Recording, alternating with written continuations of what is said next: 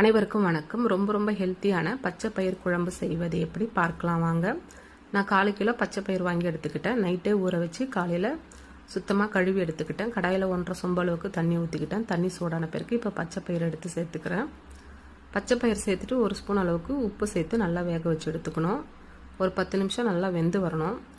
இந்த குழம்பு சாப்பிட்றதுனால நம்மளுக்கு பல நன்மைகள் கிடைக்குங்க. நம்ம அப்படியே நார்மலாக வேக வச்சும் சாப்பிட்லாம், இல்லை இந்த மாதிரி குழம்பும் செஞ்சு சாப்பிடலாங்க. இந்த குழம்பு வந்து சாதம், இட்லி, தோசை, இடியாப்பம், சப்பாத்தி, பூரிக்கெலாம் வச்சு சாப்பிட்டா ரொம்ப சுவையாக இருக்கும். இப்போ பயிர் நல்லா வெந்து வந்துருச்சு. இப்போ எடுத்துக்கிறேன். கடாயில் தேவையான அளவுக்கு நான் எண்ணெய் ஊற்றிக்கிட்டேன். எண்ணெய் சூடான பிறகு 1 ஸ்பூன் அளவுக்கு கடுகு சேர்த்துக்கிறேன். காரத்துக்கு ஏற்ற மாதிரி 2 பச்சை மிளகாயும் நீட்டாக கட் பண்ணி எடுத்து சேர்த்துக்கிட்டேன். நான் வந்து 3 வெங்காயம் எடுத்துக்கிட்டேங்க. இப்போது வெங்காயத்தை எடுத்து சேர்த்துக்கிறேன். ஒரு கைப்பிடி அளவுக்கு கருவேப்பிலை சேர்த்துட்டு நல்லா வதக்கி விட்டுடணும்.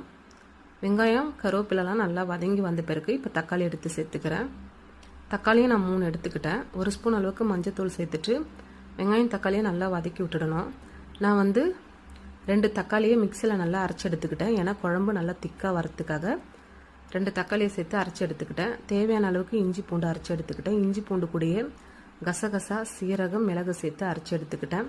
இப்போ இந்த விழுதெல்லாம் இதில் சேர்த்துட்டு நல்லா வதக்கி விட்டுடணும். இந்த பச்சை வாடை நல்லா போகணும். ஒரு 5 நிமிஷம் கழித்து வேக வச்சு எடுத்த பச்சை பயிரை இதில் எடுத்து சேர்த்துக்கிறேன்.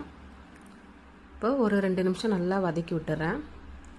நல்லா வதங்கி வந்த பிறகு காரத்துக்கு ஏற்ற மாதிரி இப்போ 3 ஸ்பூன் அளவுக்கு மிளகாய்த்தூள் சேர்த்துக்கிறேன். நான் வந்து சின்ன ஸ்பூன் எடுத்ததுனால 3 ஸ்பூன் சேர்த்துக்கிட்டேன். நீங்கள் காரத்துக்கு ஏற்ற மாதிரி மிளகாய்த்தூள் யூஸ் பண்ணிக்கோங்க.